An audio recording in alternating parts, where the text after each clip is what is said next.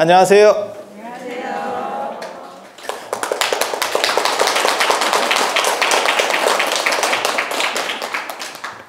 어떻게 보니까 벌써 한 달 반이 지났습니다.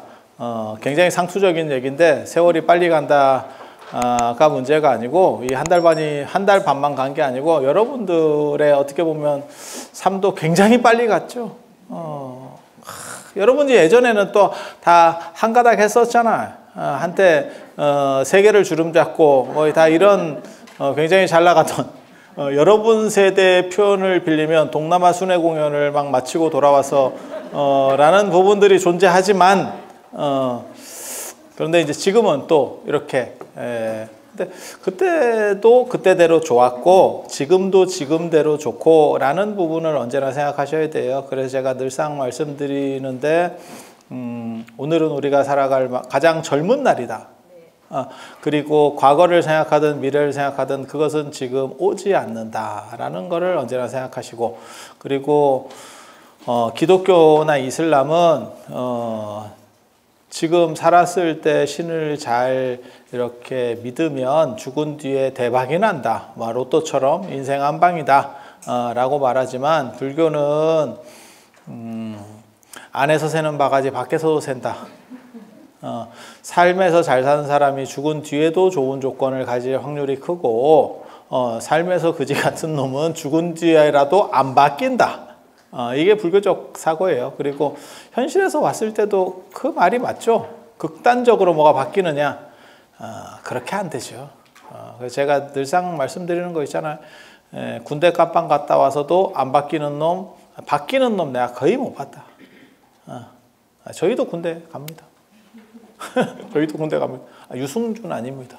군대 갑니다. 뭐 빼박이죠. 뭐 어떻게 해요? 뭐 그러면 여러분 자녀분만 다 군대 가겠어요? 다 가는 거죠. 우리 승군? 승군 아닙니다. 승군 아닙니다. 그래서 연세 드시고 행복하기 위한 조건으로서 어떻게 보면 명상하고 기도하고 그다음에 내면이 안 흔들린다고 하는 것은 굉장히 중요한 거예요. 그래서 내 자신의 중심을 잡는 거. 그래서 제가 그런 말씀 드리는데 마치 중형차가 속도를 올려서 고속도로를 가듯이 그런 사람이 멋있는 사람이다. 그러면 이렇게 쫙 붙거든 바닥으로 그런 느낌. 비싼 차 타보면 그런 느낌. 싼 차는 약간 날아갈 것 같은 약간 놀이기구 같은 느낌. 한 160 밟으면 이렇게 애가 이렇게 진동 현상이 일어나지. 마사지 기능 추가요 이러면서 그런 거 있어. 그래서 그런 게 있는 거죠. 그래서 그렇게 중형차처럼 여러분들은 다 그런 정도 능력이 있잖아요. 있다라고 믿어. 그렇게 계속 자기 체면을 걸어. 나는 중형차다. 이렇게. 그래서 그렇게. 여러분이 어떻게 보면 다 벤틀리예요. 생긴 건 티코 같이 생겼지만 실제로 알고 보면 다 벤틀리예요. 그래서 자기 중심을 잡을 수 있는 그리고 닮아가려고 하는 거는 굉장히 중요하다. 제가 그래서 그런 생각을 하잖아요. 얘기를 하잖아요. 자기 혼자서 다 쳐내갈 수 있으면 제일 좋은 사람입니다. 능력자입니다. 자기 혼자 다 해나갈 수 있으면. 그런데 부모님들이 자식을 키울 때 여러 좋은 조건을 만들어 주려고 굉장히 많은 노력을 하고 사실 부의 세습이라고 하는 부분에서도 그 부분이 굉장히 중요해요. 그러니까 자식들은 부가 세습되지 않는다라고 생각할지 모르지만 내가 부모님한테 크게 받은 게 없는데 라고 할지 모르지만 실제로 좋은 조건을 받고 좋은 환경을 받은 것 자체만 가지고도 사실은 세습의 상당 부분이 존재하는 거거든요. 그래서 그렇게 생각을 여러분들도 했기 때문에 여러분 자녀분들에게 최대한 좋은 조건을 만들어 드리려고 했을 거고 그 상황 속에서 애들이 이제 자기 뜻도 펼치고 그 다음에 행복할 수 있는 조건들을 찾아가게 되는 거죠.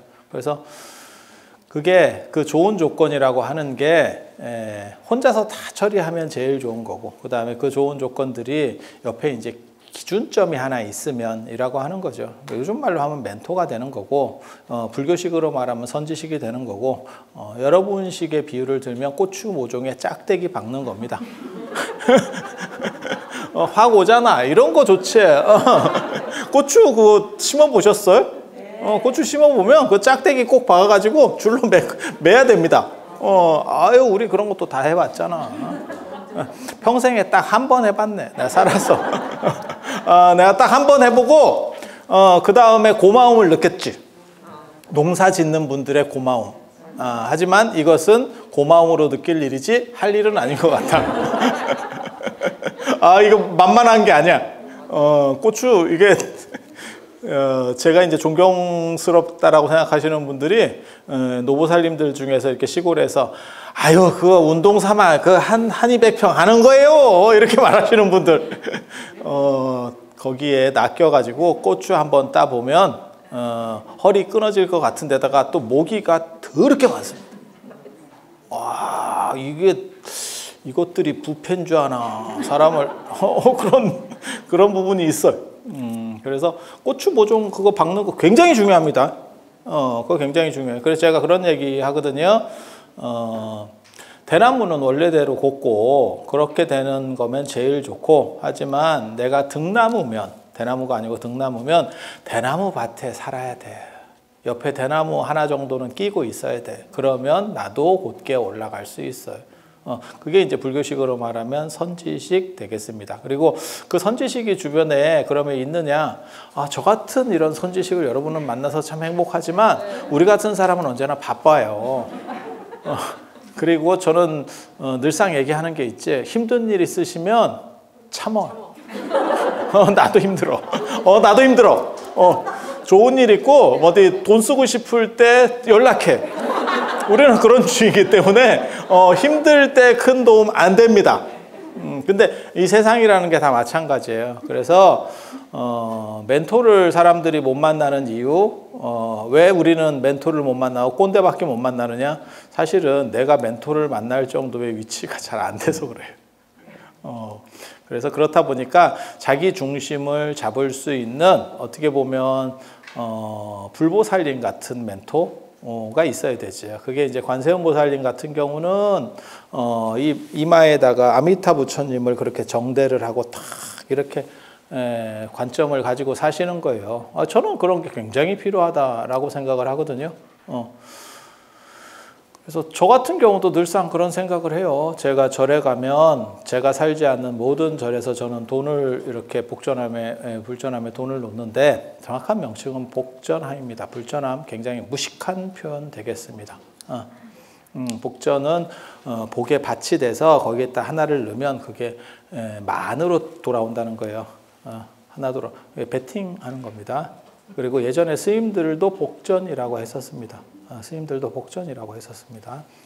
그래서 그리고 스님들 가사를 전상의 그 복밭 같이 생겼다 이렇게도 표현을 하고, 그러니까 정신적 마일리지를 소출하는 사람들이라고 생각을 했었어요.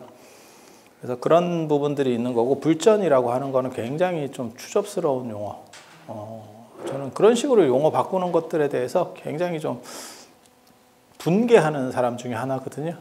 최근에도 저도 미술사를 가르치는 사람이지만 미술사 하는 분들이 부도라고 하는 것은 안 맞고 승탑이라고 해야 된다라고 말해서, 스님들 탑이니까 그게 부도는 붓다에 대한 음사입니다. 붓다. 그래서 어떻게 그게 부처님이냐?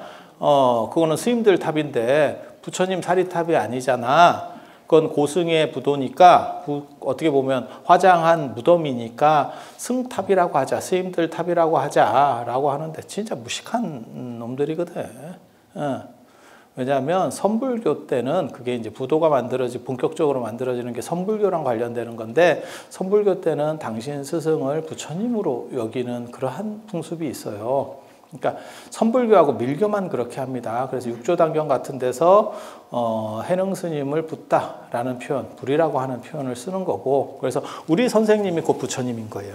그래서 그게 부도라는 용어가 되는 겁니다. 다 이게 족보가 있는 거예요. 그러니까 개뿔도 모르면서 자기들만 똑똑한 척 하는 거야. 그 유래를 쭉 알면 그게 이제 문화재나 이런 거 하는 사람들은 작품 중심으로 보거든. 그래서 이제 그런 문제가 벌어지는 거야. 우리는 좀 배웠잖아. 우리는 문화재만 하는 사람이 아니고 그 내용을 배우니까 이런 거고.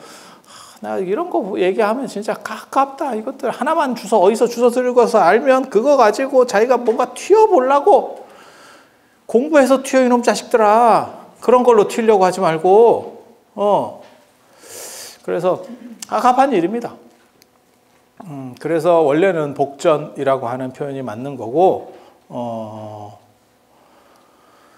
그리고 이 전이라고 하는 표현이 불교에 여러 번 나와요. 그래서 부도도 부도전 이렇게 다 밭처럼 그렇게 해서 그건 소출이 나서 공덕이 산출된다라고 하는 뜻을 가리키는 거예요. 그래서 그런 정도 생각을 하시면 되고, 아미타 부처님을 관세음 보살이 머리에 정대하듯이 그게 어떻게 보면 멘토입니다. 내가 닮고자 하는 사람, 난 이랬으면 좋겠어. 그래서 그렇게 하듯이 의상대사는 관세음 보살을 그렇게 머리에 이고 살고 싶어 했고, 그게 백화도량 발언문이고, 그래서 그런 식의 정신 자세를 가지는 건 굉장히 중요합니다. 그래서 저 같은 경우도 복전하면 언제나 이렇게 돈을 넣는데 꼭 신권을 가져가서 넣으려고 하고, 그리고 스님들은 돈을 만지지 마라라고 하는 율장에 있기 때문에 언제나 카드를 쓰려고 하고 돈 만지지 말래잖아. 작은 거라도 따라서 맞추려고 하는 것이 그 사람이 거듭날 수 있는 아주 좋은 조건이 됩니다. 그런데 이제 제일 제가 싫어하는, 극혐하는 사람들이 마음이 중요하지 그런 걸 따지는 거는 짜잘한 거, 그런 거 추접스러운 거야 라고 말하는 사람들, 그건 기본도 모르는 사람입니다. 그러니까 사람이 한 방에 바뀔 수 있는 게 아니고 그런 것들이 누적되면서, 그래서 흑연이 다이아몬드가 되는 것은 어느 순간에 되는 거예요. 하지만 그 압력이 가중되면서 그 순간은 이루어지는 겁니다. 그래서 그런 점을 생각하시면서 여러분들이 이제 연세가 드신 분들은 드셨고, 어떻게 보면 여러분들이 지금 한 생에 두 생을 사시는 거예요. 예전 기준으로 보면 두 생을 사시는 거거든요. 그래서 다음 생을 복지면서 산다. 그 다음에 내 자신을 밝히면서 산다. 이 두 번째 이부생을 그렇게 생각하시면서 기도하고 사실은 명상하고 이런 생각들을 계속 하시면 참 좋습니다. 실제로 인도 문화에서 보면 가정을 다 이루고 건사하고 이제 여러분들처럼 자녀분들을 다 이렇게 양육하고 어느 정도 이상 다 양육하고 난 뒤에 그 다음에 이제 임석이라 그래서 숲에 가서, 그러니까 명상하면서 사색하면서 자기의 삶을 사는 거예요. 저는 그게 굉장히 좋다라고 생각을 하거든요. 그래서 그렇게 그러니까 실질적 멘토를 만나기 어렵다면 경전이라든지 안 그러면 기도에 의지해서 불보살님이라고 하는 정신적 멘토를 모셨으면 이라는 생각을 해요. 그리고 저 같은 경우는 사실 어느 정도 불교 공부를 하면서 이게 어떻게 처신해야 된다라는 생각들이 머릿속에 딱 있어요. 제가 뭐 딱 그렇게 다 할 수 있는 것은 아니지만 누가 저한테 스님은 그래도 좀 맑게 살잖아 이렇게 얘기하길래, 아니 나는 맑은 건 아니고 덜 혼탁하려고 노력할 뿐이야 이렇게 얘기하거든요. 실제로 제가 뭐 그렇게 막 윤리적이고 깨끗하고 이런 사람 아닙니다. 예전에 누구처럼 깨끗해요 뭐 이런 사람은 아닙니다. 하지만 그렇게 되고 싶어 하는 사람이에요.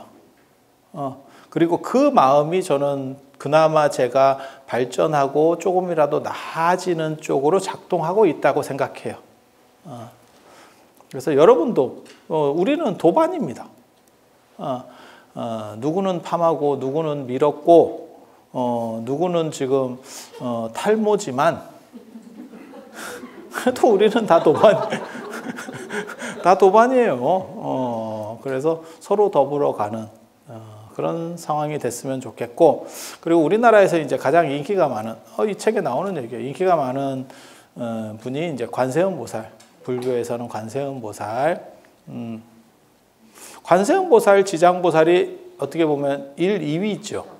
근데 지장 보살이 사실 관세음 보살한테 잘 안 되는 게 지장보살은 약간 죽음을 환기하는, 그러니까 죽음에 대한 두려움을 극복해 준다라고 하는 부분도 있지만 죽음을 자꾸 약간 떠올리게 되는, 그래서 절에서 보면 관음회보다 지장회가 더 잘 안 됩니다. 지장회 있는 데가 있는데 연세 드신 분들 약간 상조회 같은 느낌인데 당신들도 거기에 속하고 싶지 않아. 그러니까 제가 늘상 그런 얘기 하거든요. 저기 뭐야, 요양원에 가보면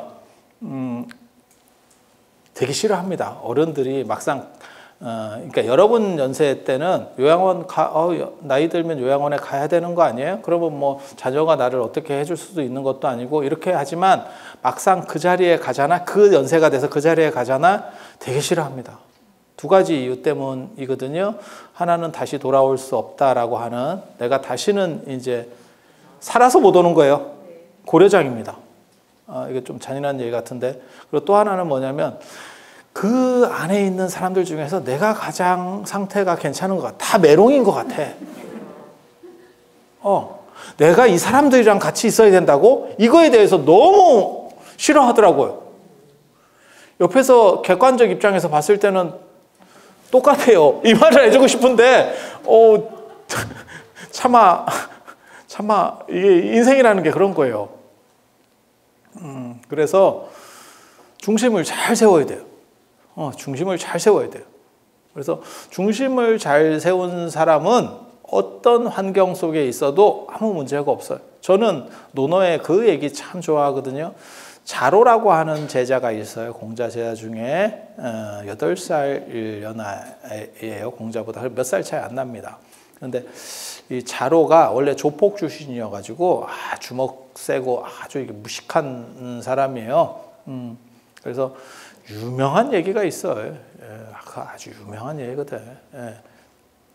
공자가 사립학교의 시조입니다. 동아시아 사립학교 학원의 시조예요. 학원의 시조. 그전에는 학교는 전부 국가가 운영하는 겁니다. 일반 민가가 하는 게 아니에요. 민간인이 할 수 있는 게 아니에요. 그런데 공자 시절에 이미 춘추 시대였기 때문에 국가체계가 붕괴되고 있었어요. 그러니까 제후들이 힘이 세지고 중앙집권이 약화됐다고. 그때는 뭐 봉건제 사회이기도 하지만, 그래서 힘이 없었어. 그래서 이제 그 틈새를 비집고 이제 사부작 공자가 학당을 차렸는데, 자로가 찾아와서 공자가 이상한 짓을 한다, 남 안 하던 짓을 한다라고 하니까 조박으로 왔습니다. 그래서 그 온 모습을 보면 꽁에 깃을 꽂고 뭐 가죽 같은 걸 뒤지고 쓰고 왔는가 봐. 조폭 깍두기야, 깍두기. 그리고 공자는 키도 크고 힘이 굉장히 좋습니다. 아버지가 숭냥을이라고 무장이었기 때문에, 무관 출신이었기 때문에 공자가 숭냥을의 씨바지 아들로 태어나거든요. 다 100% 사실이에요. 없는 얘기 뭐 이렇게 폄하하려고 하는 얘기 아닙니다. 제가 중국 철학을 대학에서 한 10년 동안 가르쳤습니다. 그래서 이런 부분도 뭐 정확하게. 그래서 그 자로가 조박으로 왔어요. 이상한 짓 한다고. 그래서 한마디만 잘못하면 진짜 그 앞에서 이제 마동석 같은 캐릭터라고 생각하시면 돼. 이제 좀 맞게 생겼어. 근데 공자도 눈치가 진짜 빨라요. 보면. 딴 때는 이렇게 배포 크게 하거든. 그런데 자로를 딱 보는 순간 깍두기다. 이런 생각이 들었는가 봐요. 그래서 자로한테는 좋게 합니다. 좋게 합니다. 그래서 자로가 뭐라 그랬냐면 저 남산에 있는 산죽, 산에 가면 이렇게 산죽 있잖아요. 그 신우대라고도 하는데 그걸 깎아서 예전에 화살을 만들어요. 화살. 이해가 되시죠? 그 산죽은 남이 잡아주지 않아도 곧다. 쉽게 말해서 그 얘기는 뭐냐면, 바꿔 말하면 교육이 필요 없어. 너 지금 쓸데없는 짓거리 하는 거야. 너 그러다 한따까리 한다. 이 얘기예요. 그랬더니 공자가 뭐라고 얘기했냐면, 뭔 헛소리야. 이렇게 했을 것 같지만 상대가 자로인 이상 네 말이 맞다. 이렇게 다. 이 공자 대단해. 내가 읽으면서 감탄했다니까. 확실히 성인도 맞는 건 두렵구나. 그렇게 해서 네 말이 맞다. 그렇지만 앞에다가 화살촉을 받고 뒤에 깃을 붙인다면 더 빤듯이 날아가고 더 관통력이 좋아진다. 이 얘기를 딱 해요. 그러니까 이게 교육의 효과라는 걸 얘기하는 거예요. 쉽게 말해서 태생적으로 타고난 거에 플러스 교육을 받으면 훨씬 더 완성도가 높아져 라고 하는 거예요. 그래서 그 얘기에 자로가 무릎 꿇고 선생님 한 거예요. 그리고 평생 이제 같이 가거든요. 진짜. 그리고 나서 논어에서 가장 재미있는 구절이 나옵니다. 공자가 저처럼 약간 관종과거든. 그래서 구설이 많아요. 우리도 구설이 많은데 관종과들이 구설이 많아요. 그리고 관종가들이 구설이 많은 대신에 윤리적으로 살려고 많은 노력합니다. 왜냐하면 튀기 때문에 계속 빌미를 잡는 사람들이 있거든. 아니 진짜예요. 그래서 저 같은 경우도 학교에서 휴강 안 합니다. 휴강을 안 합니다. 왜? 휴강 같은 거 하면 그 잘못하면 빌미 잡혀. 우리는 휴강 안 해. 휴강 안 해. 그래서 사람들 생각으로는 저 사람은 바쁘니까 휴강을 많이 할 거야 이렇게 생각하거든. 제가 휴강률이 제일 낮은 선생님일걸? 우리 휴강 안 해요. 그래서 자로가 공자가 뒤에서 욕하는 놈들이 많이 있었어요. 이해가 되시죠? 근데 그 논어에 보면 진짜 재밌는 구절입니다. 자로가 공자의 제자로 들어간 뒤에 공자에 대한 나쁜 소문이 사라졌다.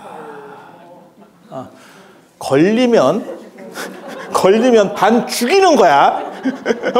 네가 우리 선생님을 욕했다며 이러면서 가서 이게 엉간이 맞으면 또 씹어. 근데 이러다 죽겠다 싶잖아요. 다시 못 씹습니다.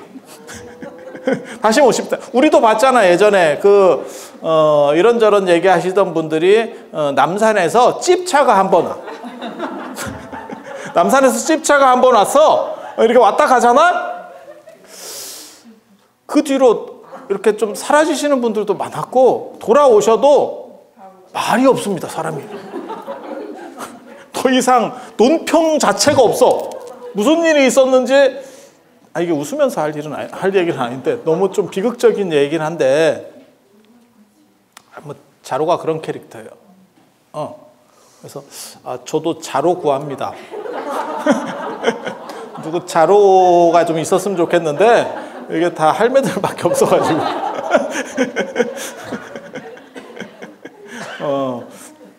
되게 재밌어요. 근데 그 자로가 저는 그 얘기 참 좋아하거든요. 자로는 귀한 사람들, 귀족들, 그 당시 귀족제 사회니까 귀한 사람들이 아주 단비 가죽 옷 같은 거, 우리식으로 말하면 이태리 명품, 프랑스 명품, 한 땀 한 땀 이런 걸 다 사람들이 입고 있다는 거예요. 쫙 빼서 입고 있으면 자로는 배옷을 입어도 일반 그냥 좀 거지 같은 옷을 입어도 사람이 위축되지 않는다, 꿀리지 않는다. 당당한 거죠. 너무 멋있지 않아? 저는 그런 걸 되게 멋있게 생각하는데 사실 그게 쉽지 않습니다. 제가 살아보니까 지위가 아주 높은 사람들을 만나면 여러분들에게 하듯이 이렇게 말이 바로바로 안 나가. 약간 걸러서 한 번 정도 약간 걸른다. 나 자신도 모르. 이게 약간 비굴한 거 아닌가 싶은 생각이 잠깐 드는데 이게 어쩔 수가 없어. 이게 어쩔 수 없어. 마치 지도교수를 대하듯이 약간 너무 센 것만 아니면 그런가 뭐 이렇게. 근데 저는 그런 자로같이 됐으면 하는 그런 생각을 가지거든요. 그리고 그거는 여러분도 마찬가지예요. 그거는 사실 받을 게 없으면 꿀릴 것도 없어. 그거 굉장히 중요한 거예요. 제일 이제 안 좋은 사람들이 뭐냐면 특별히 받아먹는 것도 없으면서 굽히기까지 해. 그럴 필요는 없어요. 그리고 그러한 이 당당함이 있기 위해서는 중간에 내면이 바로 서야 돼요. 그래서 볼리비 도생이라고 근본이 바로 서야 도가 생한다고 이 안에 흔들림이 없는 편안함, 시몬스 같은 무언가가 있어야 돼요. 그리고 이 흔들리지 않는 거는 저 뭐야 주렴계 애련설 같은 데 나오는 건데 중간이 비어 있어야 연꽃은 왜 저렇게 맑게 클 수 있느냐? 그것은 중간이 비고 밖에만 이렇게 테두리가 있대 빨대같이 연근이 그렇거든. 그래서 중간까지 꽉 차버리면 흔들리다 부러져. 대나무는 바람에 흔들려도 부러지지 않는 게 물론 탄성도 있지만 중간이 비어서 그래요. 나무가 속에가 꽉 차 있으면 부러지게 돼요. 그리고 연세가 드시면 자꾸 뭘 채워. 안에도 채우고 살도 채우고 짐도 채우고 집에 뭐 짱 박는 게 되게 많습니다. 무슨 전생에 무슨 다람쥐였나 끊임없이 뭘 갖다가 막 채워놔. 그래서 제가 어른들한테 늘상 말씀드리는 거 있거든요. 뭐 이렇게 절에서 뭐 소소한 거 받고 뭐 이러면 그때 퍼뜩퍼뜩 끄집어냈었어. 근데 다포 같은 거 나눠주면 다포를 막 차곡차곡 모아요. 이렇게.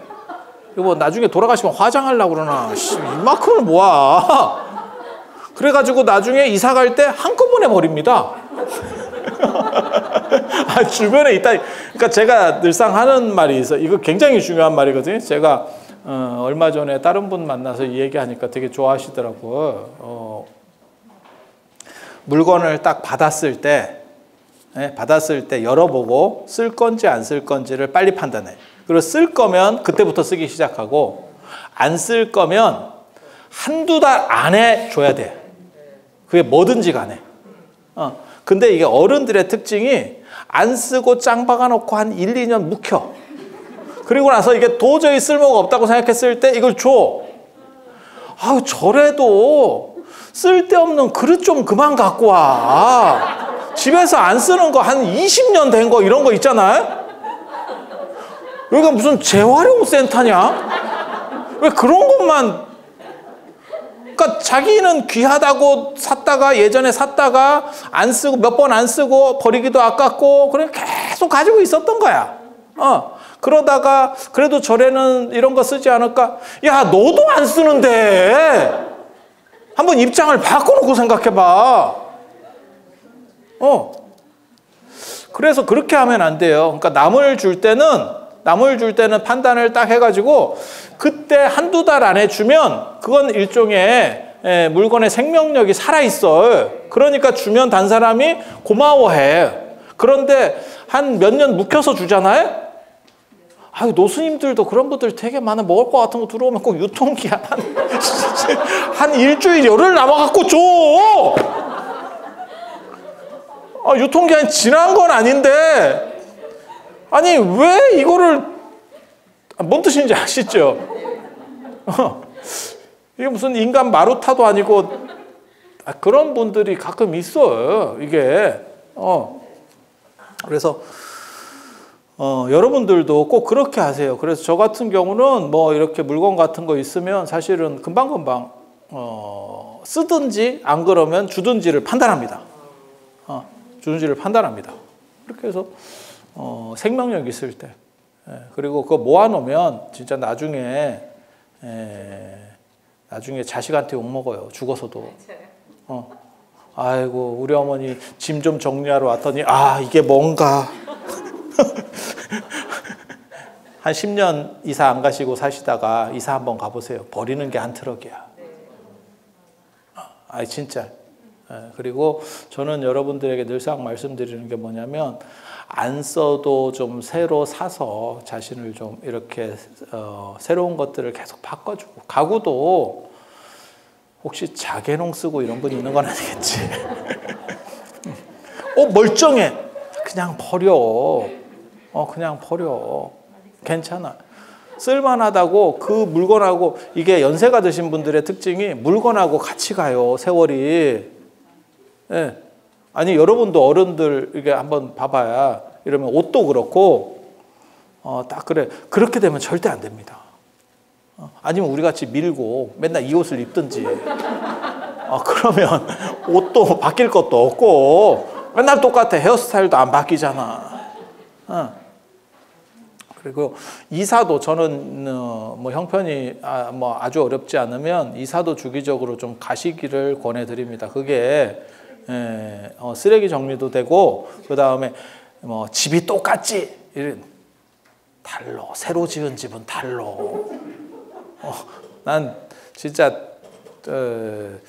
절의 한옥이 얼마나 불편한지 여러분 잘 모르실 건데 나는 저런 식 환경에서 살면서 뭔가 새로운 창의력이 나올 수 있을까에 대해서 생각을 많이 해요. 그래서 여러분들은 형편이 되시면 사실 뭐 청약해가지고 저기 새로운 집이 그냥 가. 그거 엄두가 안 나요. 괜찮아. 그냥 포장이사로 물건이 좀 깨지더라도 그냥 가세요. 그리고 금반지 잘 챙기고 없어져서 나중에 2년 뒤에 없어진 것 같은데요. 그때 없어진 것 같은데요. 그런 사람 있어. 그런 사람 있어. 언제 없어졌는지 잘 몰라. 그리고 이사를 가서 6개월 동안 안 푼 박스는 버려도 됩니다. 제가 장담하는데. 나 이 박스 안 풀어도 돼. 버려. 그래도 이제 여러분들 같은 경우는 그게 있잖아요. 자식들에 대한 의리. 그래서 애들을 다 여워서 그 방이 비우면 허전하잖아. 거기에 그걸 다 채워놨지.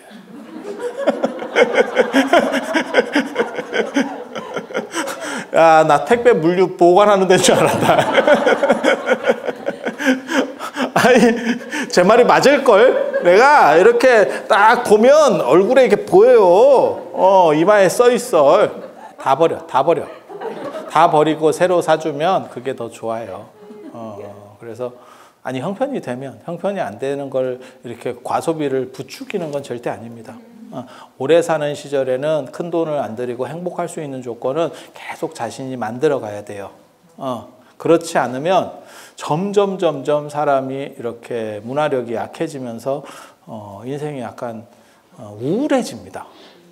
그러니까 슬픈 것까지는 아닌데 진짜 우울이라는 표현이 딱 맞을 거예요. 그리고 거기서 한 단계만 더 나가면 이제 약간의 우울증 같이 이렇게 되는 거예요. 그래서 끊임없이 즐길 수 있는 것들을 만들어가는 거 굉장히 중요해요. 지금 말씀드리려고 하는 내용은 관음성지 얘기를 하려고 하는 거예요. 관세음 보살님이 아미타 부처님을 맞박에 받고 사시는 것처럼 기준점으로 삼는 것처럼 그래서 여러분들도 그렇게 사셨으면 좋겠다라는 거고 우리나라에는 이러한 관음성지가 동쪽, 서쪽, 남쪽에 3곳이 있습니다. 책에 나오는 얘기예요. 그래서 지난 시간에 오대보궁이라든지 안 그러면 성산 얘기도 해드렸었잖아요. 그리고 이제 관세음 보살 이야기를 해드리는 거예요. 그래서 관세음 보살님은 남인도 쪽에 있어요. 남인도 쪽에. 그러니까 진짜인지 가짜인지는 모르겠는데 남인도에 아무튼 보타라카산이라고 알려진 산이 지금도 있기는 해요. 진짜인지 가짜인지 정확하게 잘 모르겠어요. 저도 거기를 못 가봐서 그리고 현장은 분명히 가봤고 현장 기록에 나오는 데가 지금 거긴지를 정확하게 모르겠어요. 그래서 아무튼 그렇다 치고 그리고 그쪽이 남인도 쪽이다 보니까 바다 쪽하고 가까워서 관세음 보살님은 이제 바다랑 관련이 돼요.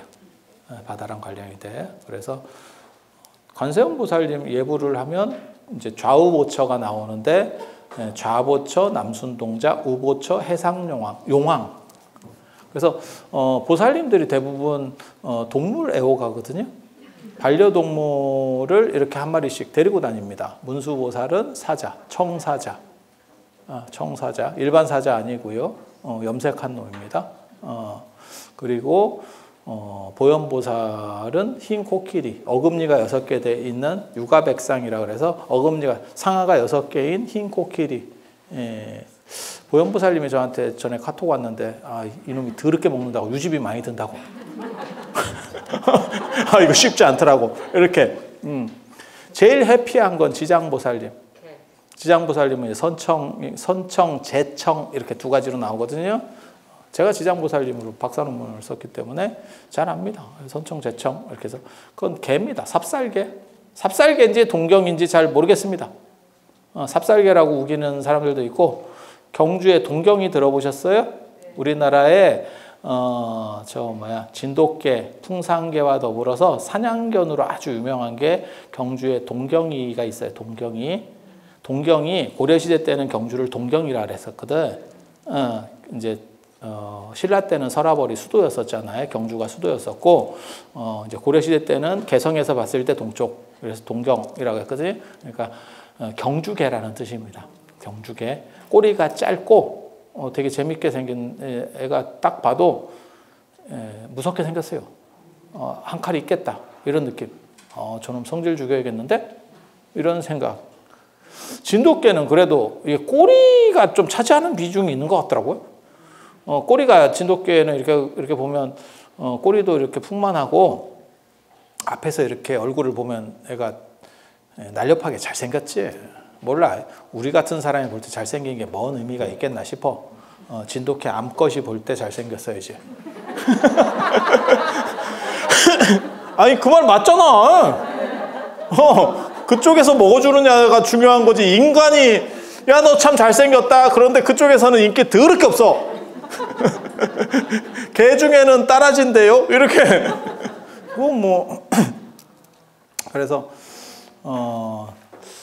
진돗개는 사실은 좀 부담이 없는데 동경이는 이렇게 보면 좀 무서운데 이런 약간의 그런 거.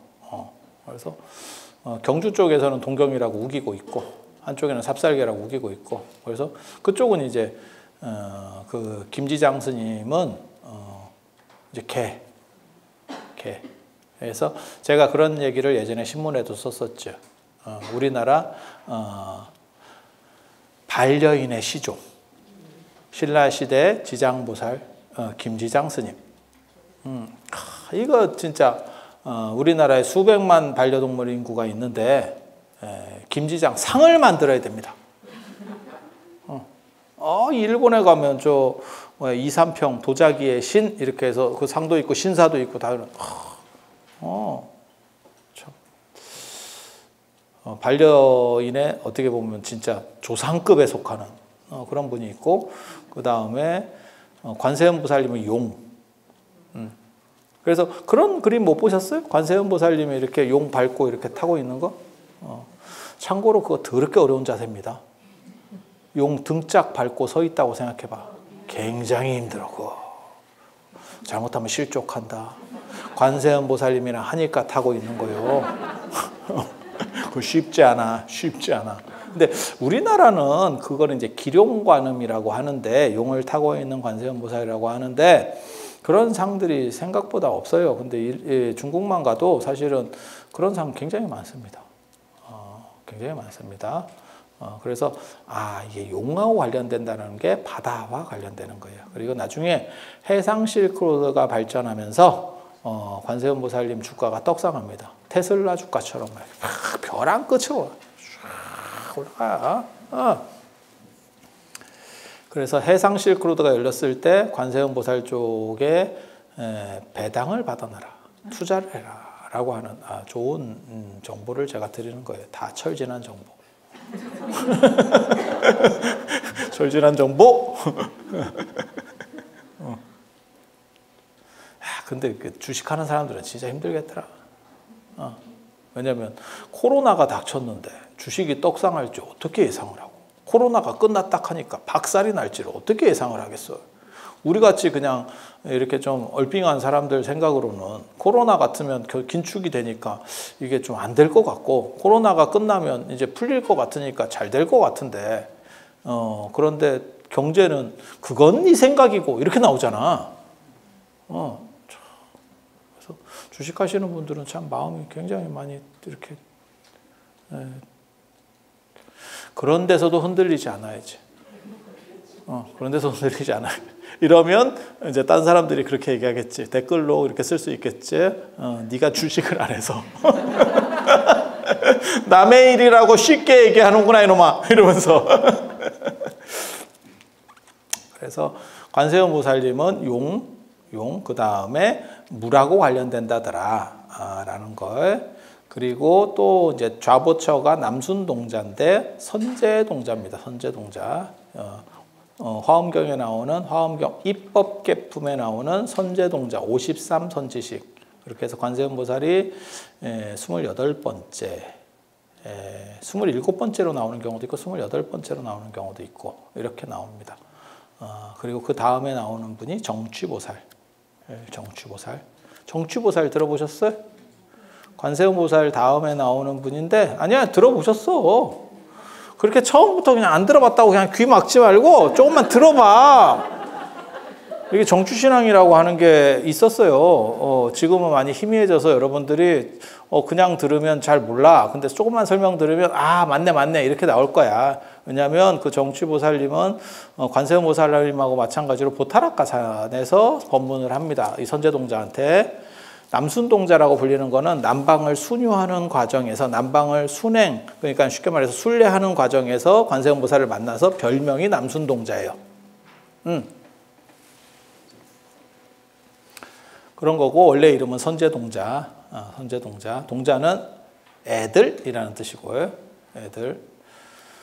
그래서 정취보살이 관세음보살하고 이렇게 같이 선제동자한테 보타락가산에서 가르침을 주시기 때문에 뜬금없이 천수경에 정취보살이 나오는 겁니다. 뭐 준재보살 뭐 이런 식으로 해서 쭉 그 관세음보살의 또 다른 이름들이 쭉 나오기 시작하거든요. 그런데 정취보살이 이거 왜 나와? 왜 이거 뭐요? 친구입니다. 베프입니다. 베프. 베프. 진짜 베프 아니야. 그냥 연결돼서 나와. 실제로 낙산사에는 관세음보살만 모셨던 게 아니고 나중에 신라하대에는 범일국사가 정취보살상을 모시고 정취전을 지었다라는 기록이 삼국유사에 나옵니다. 그래서 낙산 2대 성주예요. 낙산에 2명의 성인이 있다. 라고 이름부터가 그렇게 되어 있어요. 2명의 성인이 누구라고요? 관세음보살하고 정취보살. 정취보살 이렇게. 그래서 제가 말을 맨날 이렇게 낙낙하게 해도 다 근거가 있는 얘기를 한다니까. 왜냐하면 우리 배운 사람이잖아. 나 가방끈이야. 관세음보살님과 관련해서 지금 이야기를 하고 있습니다. 그래서 관세음보살님이 남인도하고 관련이 돼서 특히 이제 바다, 용 이렇게 용왕하고 관련이 되기 때문에 그래서 관세음보살님 도량은 전부 다 바닷소리나 물소리가 들리는 그런 데입니다. 그래서 대표적인 데가 동쪽에 홍련암, 낙산사 홍련암, 홍련암. 그 다음에 서쪽에 강화도 보문사, 정확하게 말하면 성모도입니다. 성모도의 보문사. 다 들어보셨을 거예요. 그 다음에 남쪽에 보리암. 그렇게 해서 우리 한반도를 관세음보살님이 이렇게 딱 싸고 있어. 면역력을 증강시켜주고 있지. 그런데 북방을 그걸 좀 우리가 관세음보살 성지를 하나 만들어 놨으면 우리가 참 남북 분단이 안 됐을 건데 북방을 안 막는 바람에 저게 좀 이제 깨졌지. 그래서 이렇게 동쪽, 남쪽, 서쪽 그리고 여기는 전부 다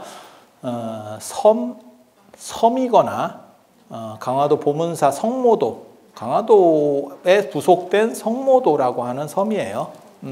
성모도는 섬. 그 다음에 낙산사 홍련암은 앞에는 바다, 뒤에는 산입니다.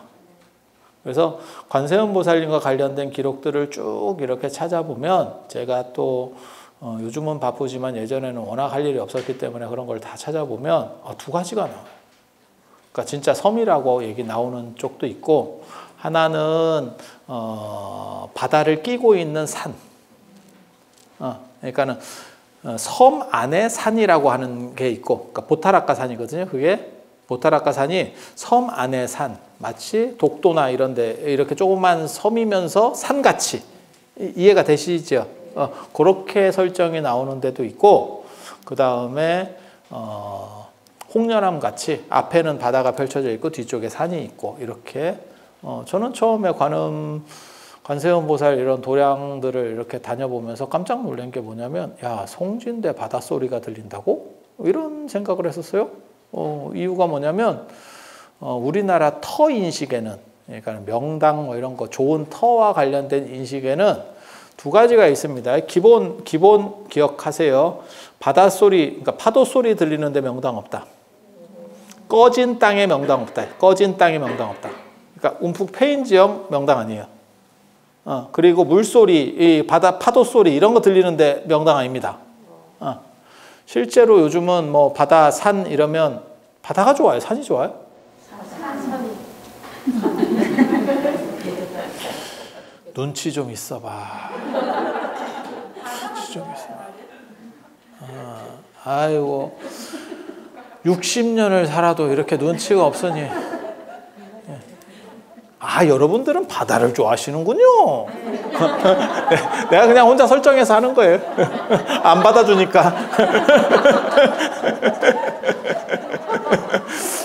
근데 예전에는 사람들이 산을 더 좋아했던 것 같아요. 바다보다. 왜냐하면 당신이 그걸 어떻게 아느냐. 언어의 우선순위라고 하는 게 있거든요. 그래서 명칭을 보면 산, 바다. 산해라고 하지 바다, 산, 해, 산 이렇게는 안 해요. 산, 해. 그러니까 대등 관계 속에서는 앞에 나오는 명칭이 언제나 높은 거거든요. 그러니까 천지, 하늘, 땅, 부모, 아버지, 어머니, 그 다음에 자녀, 아들이 높아. 자녀. 아니 그렇잖아. 형제, 좌우, 좌가 높다니까. 선후, 앞이 높아. 뒤보다. 그래서 제가 그런 얘기도 예전에 해드렸었는데 여기서는 안 했으니까 또 울고 먹어보면 우리나라가 북한 때문에 고통을 많이 받지만 그래도 동포 프리미엄을 준다라는 얘기를 하거든요. 그래서 뭐가 있냐면 우리 주변 국가를 보면 뭐 북한만 있는 게 아니고 일본도 있고 미국도 있고 중국도 있고 뭐 이렇지만 미국이 얼마나 좋으면 아름다울 미자를 써서 미국이라 하겠어. 진짜 세상에 미국을 저렇게 부르는 나라도 있나 싶을 정도로 그게 아메리카 음사한 거거든요. 아메리카 예전에는 아미리카 한문으로 그렇게 썼다가 미국이 되는 건데 그거 한 글자만 따서 미국이라고 하는 건데 일본은 쌀미자를 쓰는데 그건 어차피 음사니까 아무 글자나 써도 되는데 우리는 또 아름다울 미자를 써서 미국에 대한 이런 동경을 잘 나타내주고 있어요. 그런데 실제로 봐봐.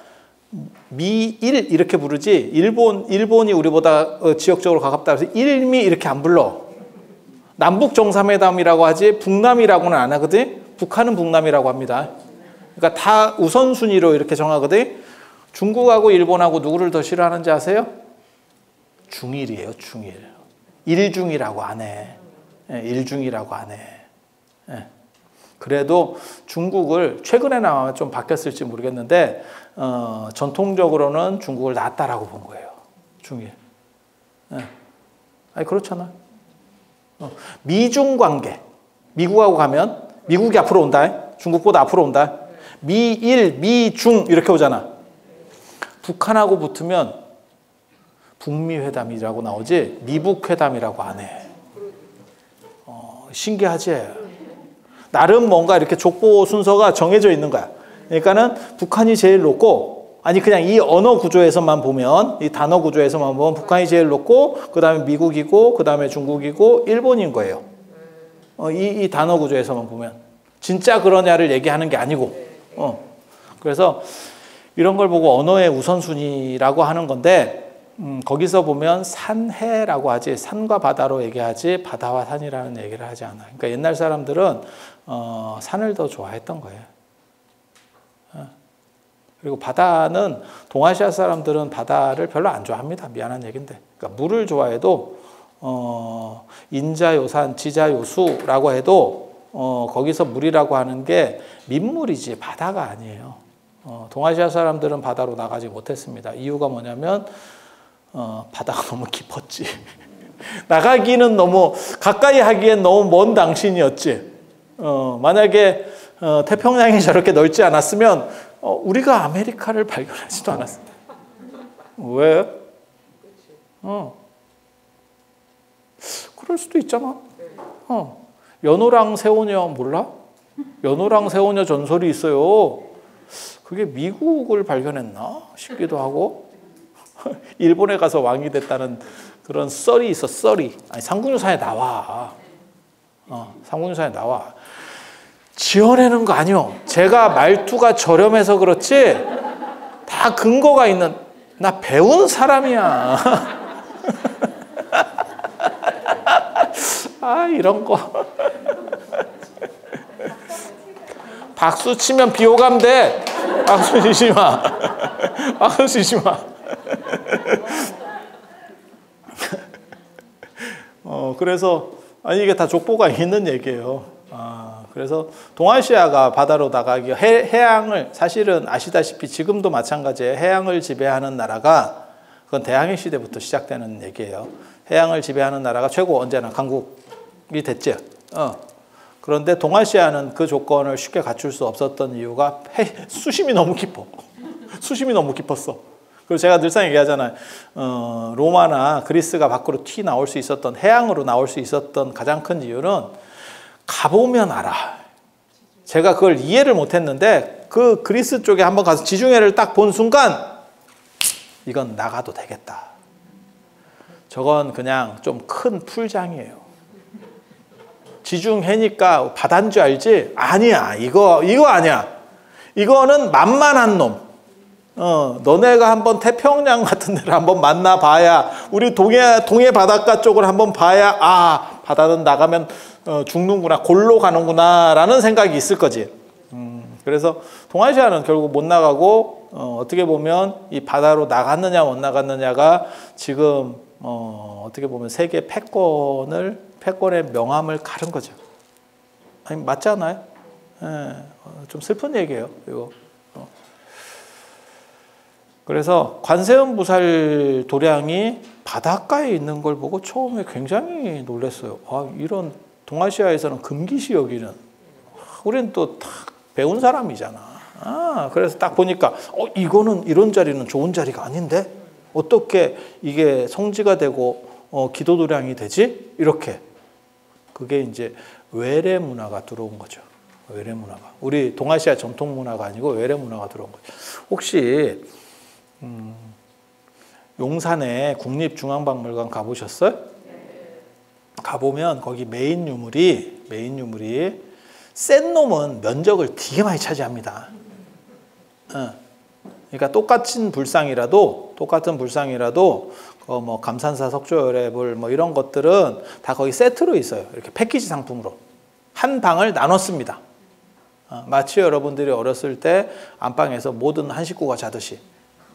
그리고 그 옆에 이제 단독칸을 쓰는 게 지금은 이제 같이 써요. 국보 83호, 78호 방가사유상.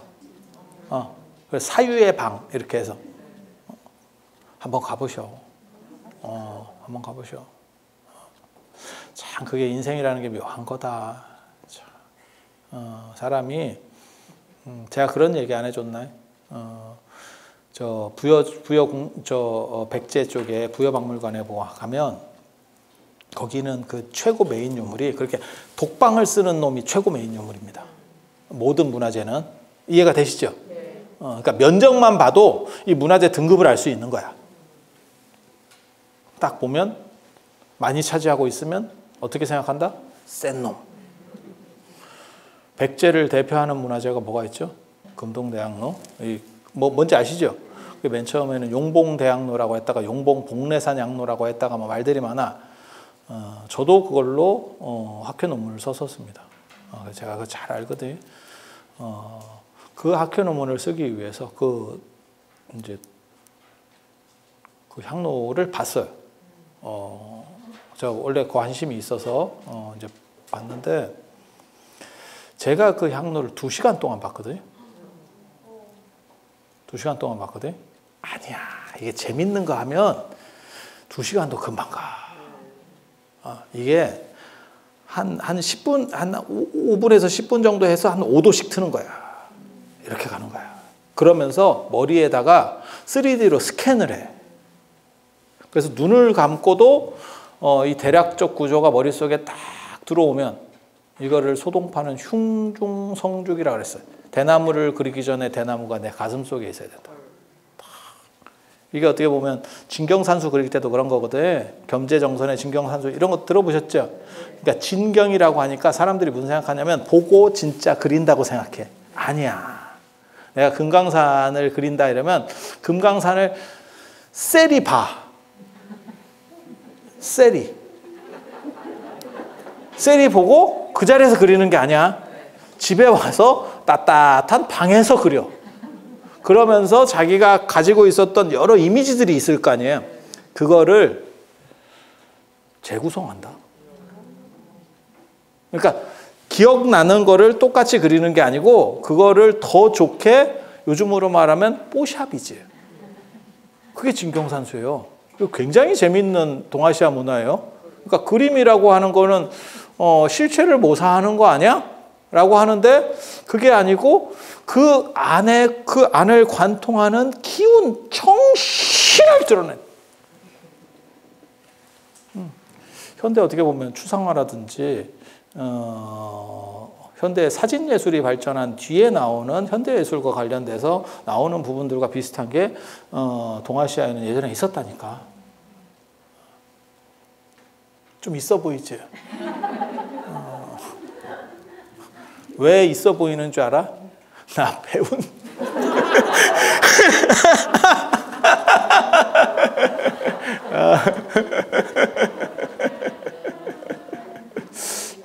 우리 어렸을 때 이런 화론 같은 거 배웠어요, 사실.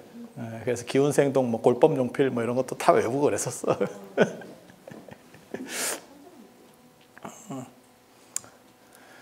그래서 이 가슴 속에 이걸 딱 넣고 생각을 돌릴 수 있잖아요. 근데 그게 어떻게 보면 염불이에요. 그래서 염념상속이라고 생각이 끊이지 않는 거. 그러니까 염불하면 여러분이 무슨 생각을 자꾸 하시냐면 칙명염불. 관세음보살, 관세음보살, 관세음보살 뭐 이러듯이 이렇게 반복되는 걸 자꾸 해요. 근데 원래 염불은 칙명염불이 아니고 관상염불이에요. 그래서 부처님을 생각하는 염불이에요. 이렇게. 그러니까 여러분들이 예를 들어서 여러분이 가장 사랑하는 사람이 누가 있어? 여러분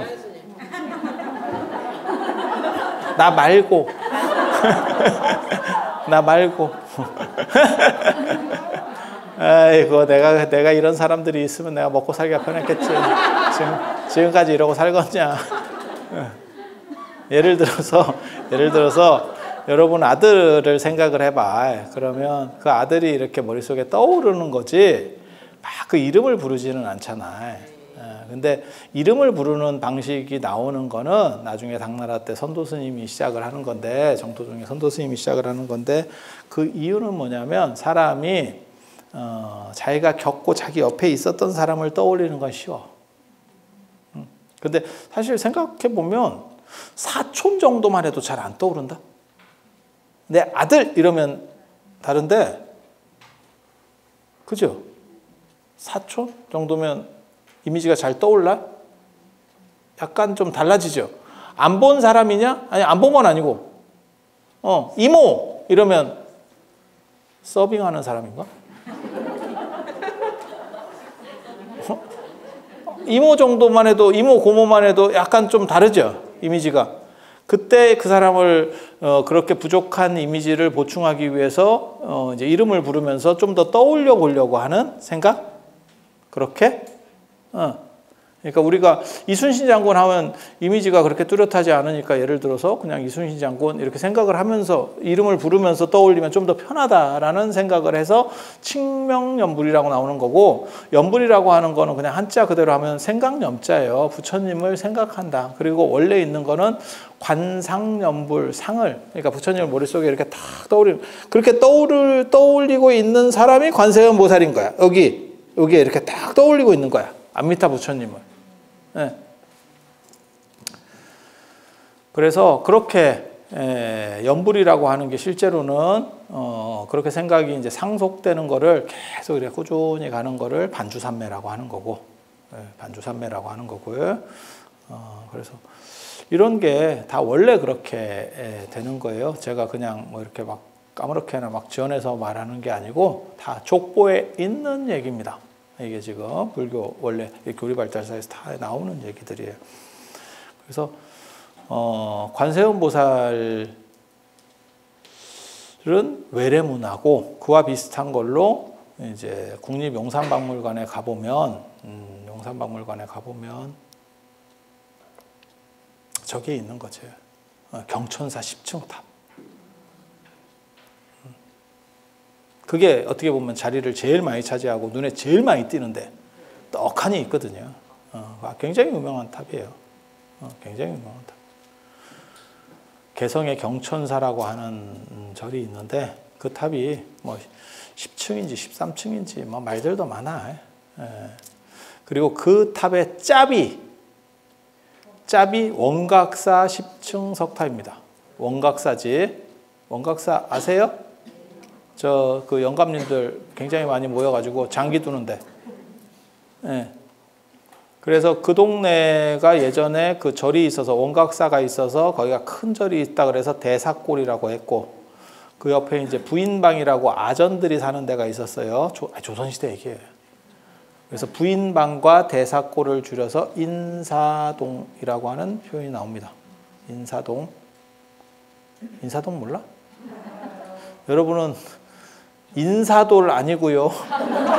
송혜 선생께서 선전하시던 인사돌, 잇몸 튼튼 인사돌 아니고요. 씻고 뜯고 맛보고 즐기고 인사동 거기 있잖아요.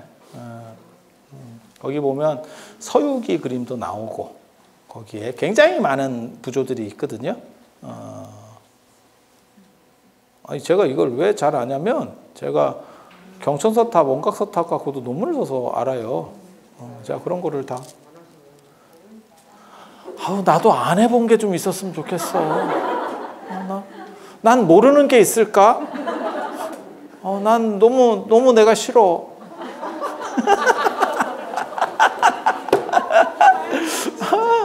난 미치겠어.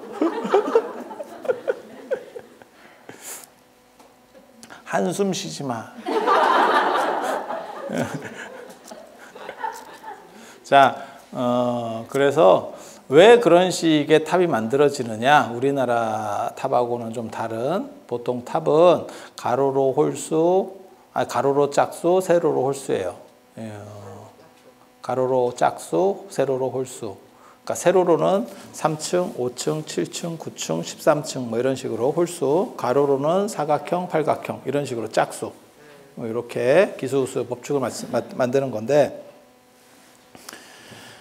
이 탑의 이 경천사 탑, 원각사 탑의 영향을 받아서 만들어지는 게 조계사 10층 탑이에요.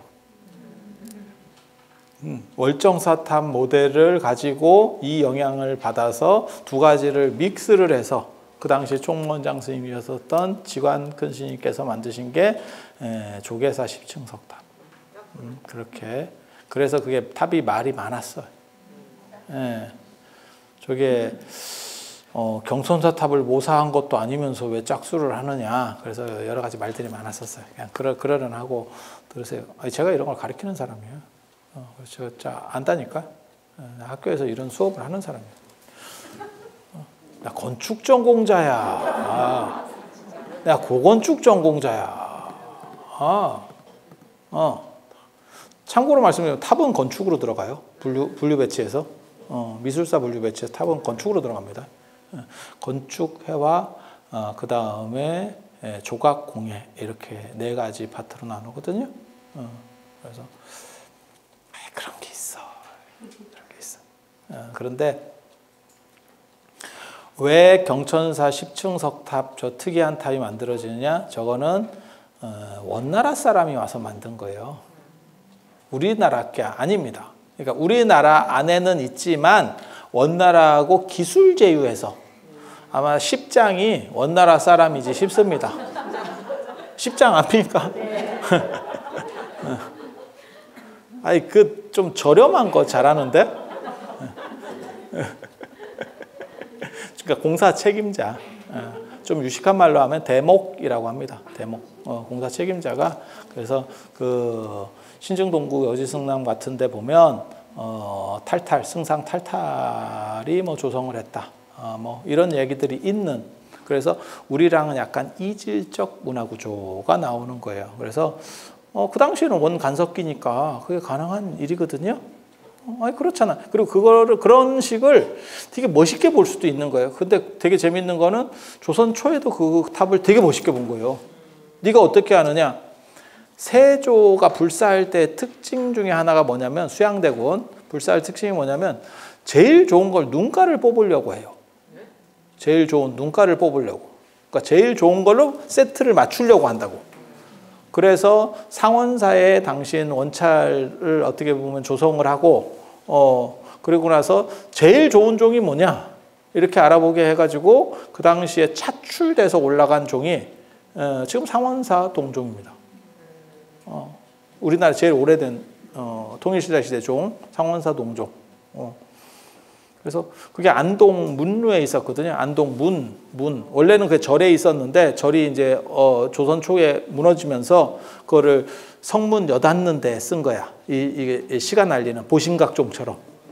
그래서 그걸 뜯어다가 이제 상원사로, 그 당시만 해도 그런 정도의 종을 주조할 만한 기술이 없었습니다. 그래서 그건 뜯어갔고, 그 다음에 원각사도 세조가 불사를 하는 거거든요. 그때 야, 탑 중에 제일 좋은 거 뭐냐? 이렇게 또 이제 찾으라 한 거지. 그랬더니 경천사 탑이 이제 또 이렇게 얘기를 한 거예요. 네. 그랬더니 그러면 그거를 이제 모사에서 만들어. 이제 탑을 뜯어오기는 좀 쉽지가 않으니까. 그리고 탑을 뜯는다는 게 정상적 행위가 아니거든요. 왜냐하면 탑은 부처님을 상징하기 때문에 탑을 헌다라고 하는 거는 보수를 위해서 하는 거는 몰라도 이렇게 막 옮기고 이런 거는 사실은 안 되는 행동이에요. 그래서 그러면 똑같이 만들어 라고 해서 원각사에 조성을 하는 거죠. 그게 이제 효령대군이 그 족보가 있어요. 족보가 사연이 있어. 원각사를 조성하게 되는 이유가 실록에 보면 효령대군이 실록에도 나오고 사리영기, 김소원의 사리영기 뭐 이런 데서 다 나와. 그런데 거기 보면 뭐가 나오냐면 효령대군이 저 양주 해암사에서 부처님 사리를 모셔놓고 법회를 하는데 부처님이 진짜 현상, 나투입니다. 진짜 몸으로 나옵니다. 네, 몸으로 나옵니다. 그렇게 하고 사리가 분신을 하고 막 이런 이상한 이적들이 나타났어요. 그러니까 세조가 진짜? 이렇게 된 거지. 야, 그게 가능해? 아니, 우리도 그런 태도를 취하지 않을까? 그게 그러니까 불교를 믿는다고 하더라도 진짜? 이제 이게 정상이지.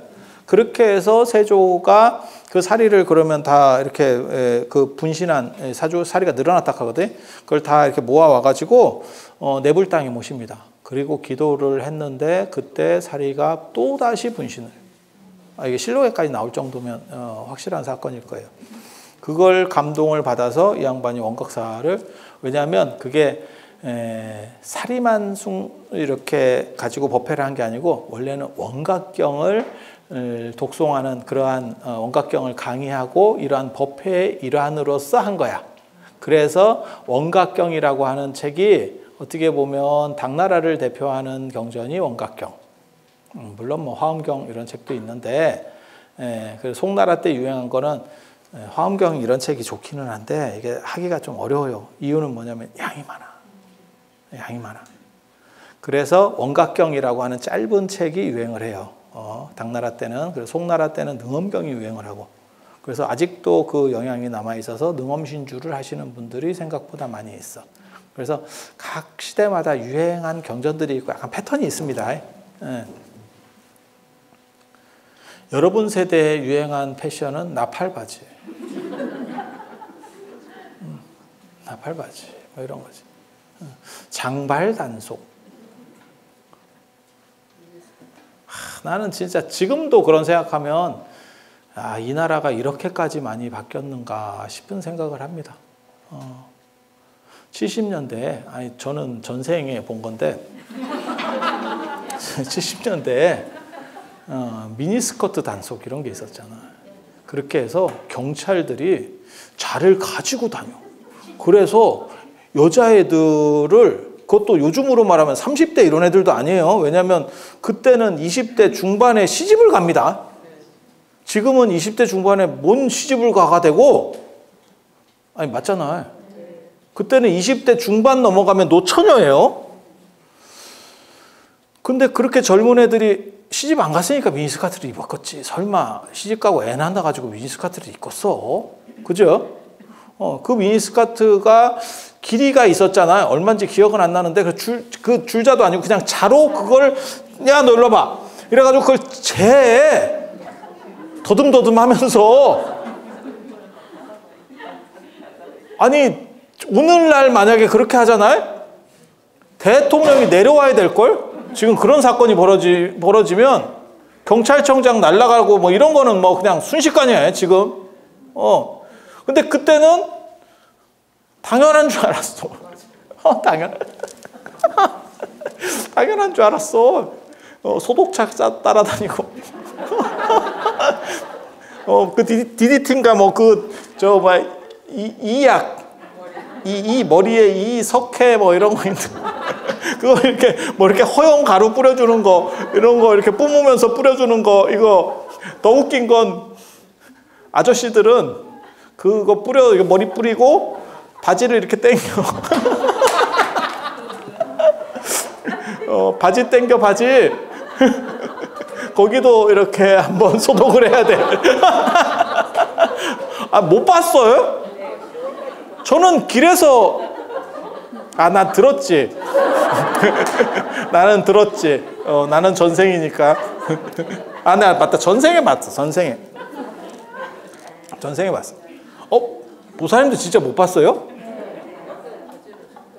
아니야. 바지 당겨가지고 여기도 아니. 걔가 그 뿌려주는 그 공무원이 바지에도 뿌립시다가 아니야. 거시기에도 뿌립시다가 아니야. 여기도 뿌려주고 가면 안 돼요? 이렇게. 자발적이야, 이거. 굉장히 자발적이야. 근데 그게, 진짜 그게 어떻게 보면 약간 그 기형아 유발 이런 데 굉장히 안 좋은 거예요. 요즘 상식으로 보면, 그러던 시절이 있었어. 생각해 보면, 지금 진짜 있을 수 없는. 그래서 우리가 어렸을 때는 어렸을 때 아니고 할아버지나 아저씨들 연세 드신 분들이 애기들 보면 이렇게 고추 따먹는다. 들어보셨어요? 그래서 고추 이렇게 만져보고 뭐 이렇게. 지금 생각해 보면 왜 만지는지 나 잘 한 5살 먹은 애들을 그걸 만져. 아니 왜 만지는지 나 잘 모르겠어. 지금도 이해는 잘 안 가. 내가 그때 당했었는데 내가 그때 당했던 사람인데 왜 만졌는지 몰라. 그거 왜 만지지? 그 고추 따먹는다 뭐 이래가지고 이렇게 한 번씩 만져요. 요즘으로 말하면 그 성추행인데, 아동 성추행. 진짜 죄질 무진장 나쁜 건데. 그래서 전에 그거 있었잖아. 나는 그 뉴스를 보면서 야 저게 진짜 가능한 일이구나 라는 생각을 했었거든. 그 송혜 선생님이 돌아가시기 전에 그 아동 성추행 혐의로 사건이 크게 났었어요. 왜냐하면 그 전국 노래자랑에 나온 애를 그 고추 한번 만져보자 이걸 한 거야. 그거로는 연세가 많으니까 옛날 생각으로 한 거지. 근데 그게 우리 같은 이렇게 좀 간 사람들은 납득은 가지만 공공장소에서, 그러니까 연세가 너무 많이 되니까 아마 분별력이 떨어졌지 싶어. 그래서 그냥 옛날 그냥 애가 얼마나 이쁘면 그랬겠나 싶어. 그게 옛날 경험들이 있으니까 당해본 경험도 있고 이러니까 만져본 경험은 없어요. 당한 마지막 세대야. 아니 이런 생각들을 하고 있으면 되게 무슨 생각이 드냐면 야, 세상이 진짜 빨리 바뀌는구나. 이런 부분들에 대해서 전혀 문제의식이 없었었는데 지금 오늘날 입장에서 보면 이거는 엄청난 사회 문제를 촉발할 수 있는 아니 꼭 뭐 잘못됐다 잘됐다 이런 얘기를 하는 게 아니에요. 그렇게 많이 변했다. 그렇게 많이 변했다.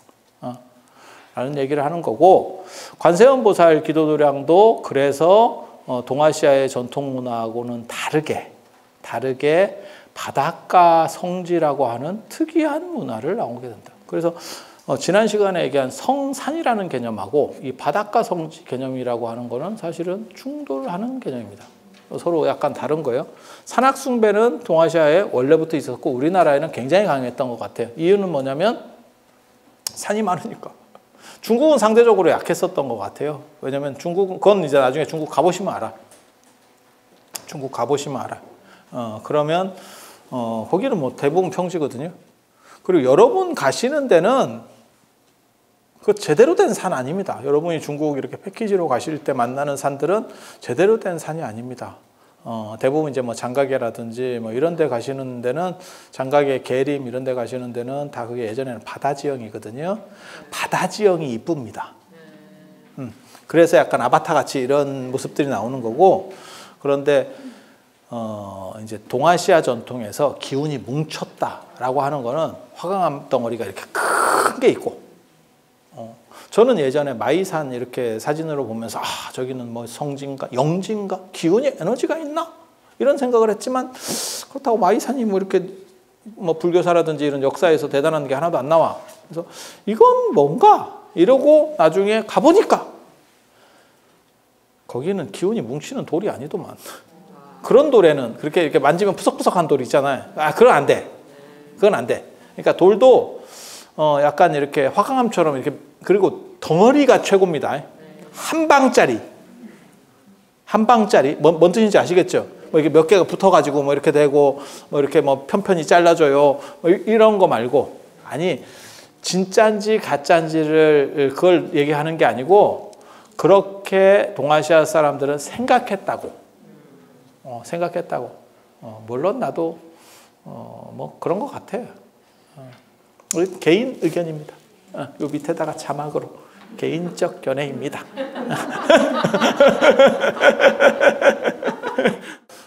이 산악숭배라고 하는 거는 신라시대 때 삼산오악의 제사를 지냈다 라고 하는 얘기들이 있는 걸로 봐서 그렇게 산신도 많아 이 나라에. 요즘 산신들 아이고 이게 참 중년 남녀들 이런 사람들 때문에 산에 댕기는 이 사람들 때문에 산신이 있을 데가 없다는 거 아니에요. 다 도망갔어. 게다가 이제 뭐 둘레길 올레길 뚫으면서 막 길을 다 뚫어놓고 뭐 오만 이 양반들이 뭐 산악회네 뭐 어쩌네 갖고 다 댕기니까 산신도 힘들다. 산에 자빠져 있자니 밟혀야 되고 나와 있자니 숨을 데가 없고. 왜 발견 못 되는지 아세요? 산신이? 그거 알아? 산신 못 봤지? 발견 못 되는 이유는 금도끼, 은도끼가 떨어져서요. 그래서 도끼를 줘야 되는데 앵꼬 났어, 앵꼬. 그냥 던지는 얘기고요. 자, 그래서 이 산악숭배는 특히 우리나라에 굉장히 강하고, 그래서 선문화라고 하는 게 있어요. 신선선자. 요즘은 유불도 삼교 이렇게 부르는데 저희 어렸을 때까지만 해도 유불선이라는 표현을 썼었습니다. 그 선이라는 표현에서 보면 사람인변의 외산자예요. 그래서 산에 사는 사람이라는 의미예요. 나는 자연인이다.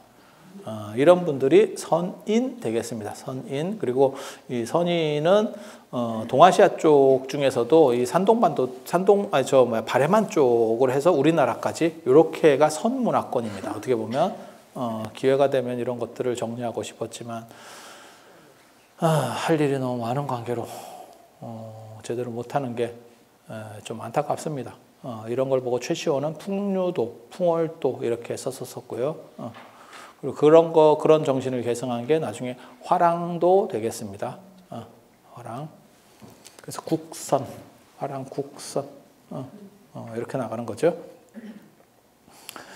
그런 정도 생각을 하시면 돼요. 그래서 산악숭배라고 하는 것은 우리 전통적으로 있었던 거고, 그 다음에 바다와 관련된 이것은 외래문화, 들어온 이식된 문화라더라. 그래서 관세음보살과 관련된 부분들이 이제 어떻게 보면 바다와 관련되고 그다음에 물과 관련되고 그래서 관세음보살 성지는 전부 물에 관련된 곳에 있다더라. 그리고 이제 어떻게 보면 1호점이 본점은 남인도에 있는 거고 그 다음에 중국의 유명한 데가 이제 절강성 영파 쪽에 있는 이제 보타락가산, 보타산과 낙가산. 거긴 섬이 2개입니다.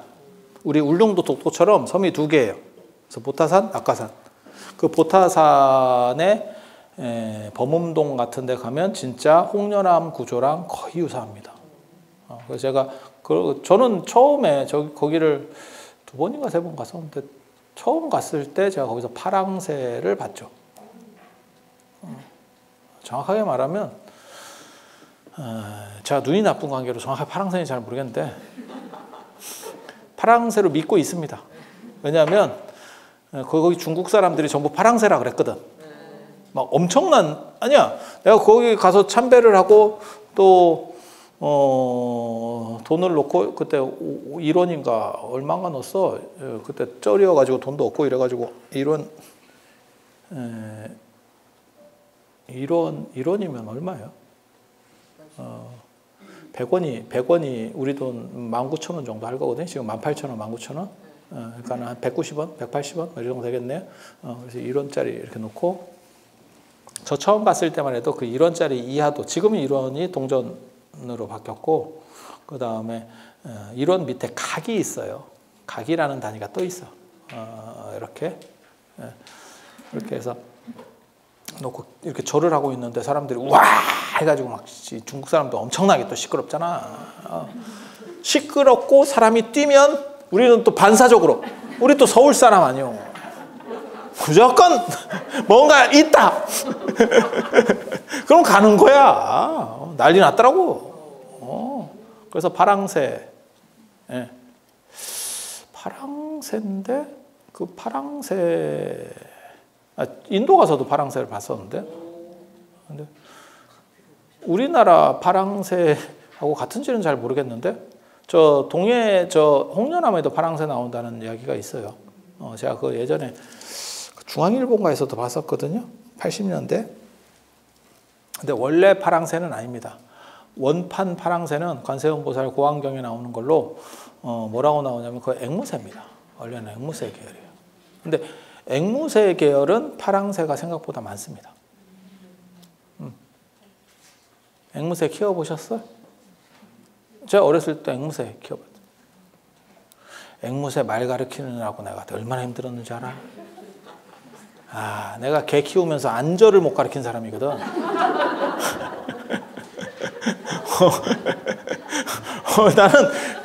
나는 굉장히 희한한 게 내가 교육자로서의 자격이 있나? 이런 생각을 하거든. 나 개 안저에서 실패한 사람이야.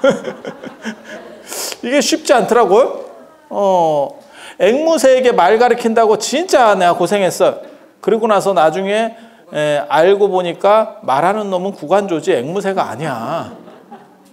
걔는 얼마나 힘들었겠나 내가 그 생각을. 그 앵무새는 얼마나 황당했겠어. 걔는 계속 얘기할 거 아니야. 야, 나 말 못해. 이렇게 얘기했을 건데 내가 귀가 짧았지. 이놈의 자식.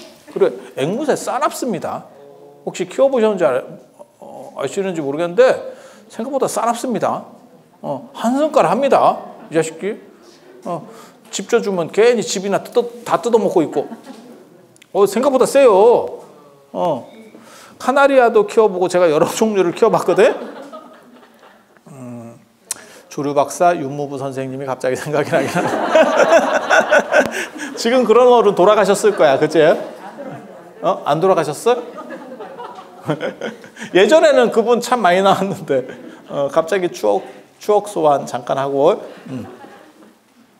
그래서 그런 것들을 이제 다 찾아가는 거죠. 이렇게 이게 뭘까 이러면서. 그리고 중국에는 실제로 자주색 대나무가 있고 중국 수월 관음도에는 자주색 대나무가 3그루 솟아오른다라는 게 있어요. 우리나라는 2그루, 푸른 대나무 2그루고 그래서 약간 달라. 약간 달라요. 그래서 중국의 그 보타락가산의 영향을 지형이 거의 비슷해요. 그래서 우리나라 이제 의상대사가 제가 보기에는 바다로 왔다 갔다 이 양반이 했기 때문에 바다로 다녔기 때문에 아마 그쪽에서 영향을 받았을 거다. 보통 사람들은 의상대사보다 더 뒤에 중국 보타라카산이 만들어진 거 아니냐 이렇게 얘기도 하거든요. 그런데 그게 이제 예닌의 입당구법순례행기라는 데 보면 그게 연도가 좀 늦게 나와. 일본의 해약 스님이라고 하는 스님과 관련해서 뭐 이렇게 나오는데 서궁의 고려도경에 보면 고려도경이라는 책에 보면 양무제 때 벌써 개착이 되기 시작하는 걸로 나오거든요. 그래서 우리는 또 그쪽 영향을 안 받을 수가 없어요. 의상대사가 이걸 가지고 오면 이제 뒤에 개착이 됐다라고 하면 의상대사가 아니고 나중에 의상대사라는 이름이 붙은 거 아니냐라는 얘기도 있는 거고. 좀 복잡합니다. 이런 학문적 얘기는 하지 않겠습니다. 왜냐하면 우리는 배운 사람이니까. 진정으로 배운 사람은 쉽게 얘기하는 사람이지 머리 아프게 얘기하는 사람 아닙니다. 머리 아프게 얘기하는 사람은 배운 사람이 아니고 고문기술자입니다. 그리고 여러분들은 사는 게 고문인데 이렇게 밤늦게까지 오셔가지고 고문을 당해서 되겠어? 그래서 그렇게 영향을 그쪽에서 보고 그 다음에 당신이 배 타고 오면서 얼마나 쪼렸겠어. 옛날 사람들이 또 배 타면 되게 쪼려요. 되게 쪼려. 그래서 선묘전설도 있었을 거고 선묘가 뭐 용돼서 도와줬다 뭐 이렇게 들어보셨죠? 그래 부석사 가면 선묘각이 있고 돌을 또 들었다는 동 아유 그 선묘가 팔뚝 힘도 좋아요. 그걸 또 돌을 들어요. 그러니까 여자로서의 매력은 없지. 왜? 뚝심이 좋으니까. 뭐 장미란이야? 그냥 던져본 거고요.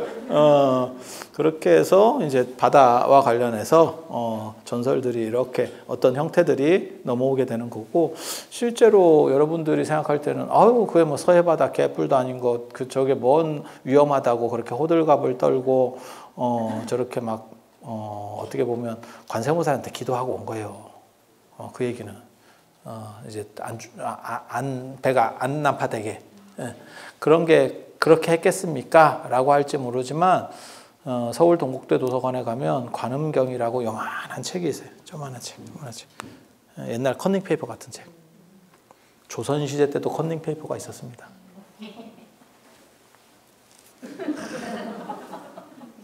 최고 A급 양반집은 조선 후기에는 시험 날짜가 잡히잖아. 과거 시험 날짜가 잡히잖아. 시험 문제가 먼저 옵니다. 집에 배달됩니다. 그러면 이제 글 잘하는 사람이 답을 쓰고 얘는 이제 외워가는 거지. 그리고 이제 쩌리들이 컨닝페이퍼 쓰는 거지.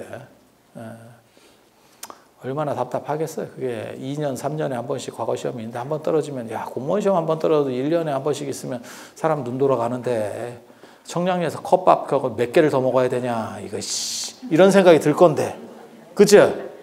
야 이거 단칸 고시원 저 창문도 없는 데서 컵밥 먹어가면서 내가 1년을 더 살아야 된다고? 근데 그게 2년, 3년을 더 살아야 된다면 인생 깝깝하지. 컨닝페이퍼가 다양한 컨닝페이퍼가 그 당시에도 존재했다는 거.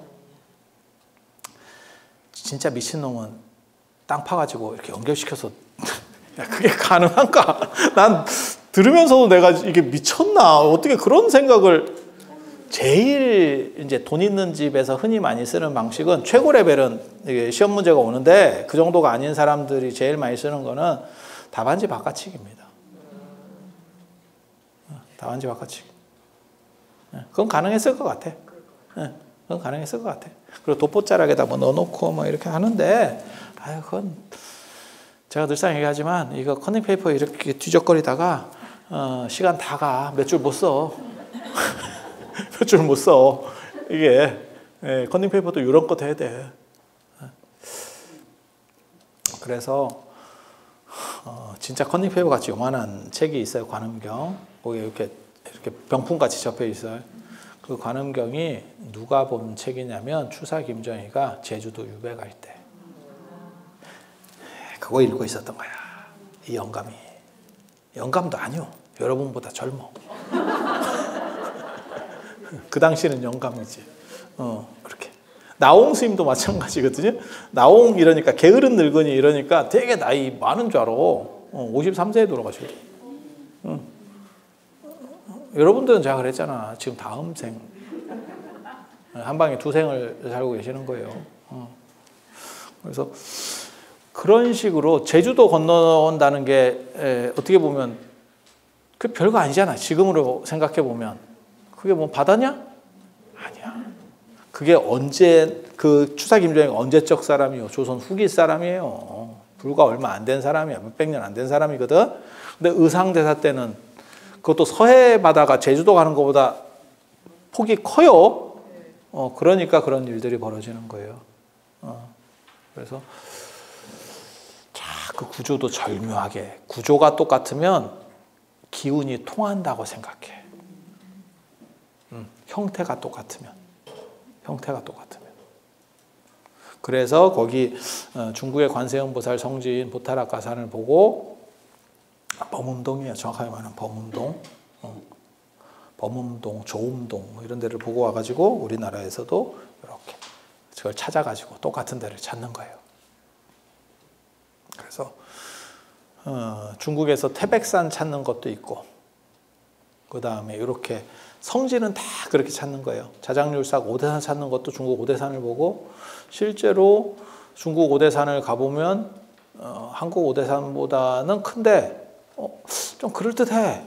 이렇게 보고 있으면 진짜 그런가 싶기도 하고 그리고 통도사에 있는 영축산 가보면 또 인도 영축산하고 그런가? 몰라. 내가 씌어서 그럴 수도 있고 이게 노안이라서 그렇게 봤을 수도 있는데 조금씩은 진짜 비슷한 뭔가가 있는 것 같아요. 그리고 그렇게 비슷한 데는 기운이 통한다라는 생각이 있는 거는 고려 후기까지도 나타납니다. 그게 양주 해암사가 인도의 나란다사하고 기운이 통해. 자매결연 사찰이야. 인도의 나란다사. 나란다사가 지금 다 발굴이 안 됐는데 직경이 한 8km에서 10km 정도 되는 굉장히 큰 한양보다 큽니다. 조선의 한양보다 큽니다. 둘레가 8km, 10km가 아니고 직경으로 보면 승려가 10,000명이나 살았다는 엄청난 사원 도시라고 보면 돼요. 그 사원을 뒷받침해주는 이제 도시가 있어야 되거든요. 그래서 사원 도시예요. 엄청나게 큰. 그래서 거기랑 기운이 통하는 데가 양주 회암사예요. 회암사. 근데 회암사는 가보면 제가 나홍 스님으로 박사 논문 쓰고 지공 스님으로도 제일 많이 논문을 쓴 사람으로서 제일 많이는 아니구나. 나보다 허응시 선생님이 더 많이 썼으니까 두 번째로 논문을 많이 쓴 사람으로서 얘기하면 그게 지공 스님이 이렇게 썰을 푼 거거든요. 인도의 나란다사하고 양주 회암사가 기운이 통해 이렇게 됐거든요. 가보면 그건 동의하기 어렵습니다. 내가 아무리 노안이라도 그거는 아니야. 물론 나란다사를 다 발굴을 안 해서 그럴 수는 있겠는데 왜냐하면 나란다사는 가보시면 아시겠지만 평야예요. 이건 완전히 이렇게 딱 밀어놓고 거기다가 벽걸로 쫙 이렇게 세운 거고 그러니까 한 도시라니까 이렇게 그런 거고 여기는 산인데 왜 저렇게 약을 팔았지? 에 대한 생각도 있어요. 그런데 그것을 전전하는 어떠한 흐름의 하나는 뭐냐면 같은 형태의 장소는 서로 통한다는 생각이 존재하고 있었다더라. 그래서 성지는 그렇게 만들어진다. 그래서 동아시아 전통의 성지랑 연결돼서 불교랑 연결돼서 만들어지는 그러한 성지로서는 오대산, 그 다음에 보계산 지난 시간에 얘기한 그 다음에 금강산 그 이제 화엄경에 나오는 걸 기반으로 해서 동아시아의 산악숭배랑 연결되는 거예요. 그 다음에 청관산 이런 데들이 있고 그리고 외래 문화, 인도 문화가 직접 이식된 그러한 성지로서는 지금 관세음보살 도량 동쪽에 낙산사 그게 보타락가산을 줄여서 낙산 이렇게 하는 거예요.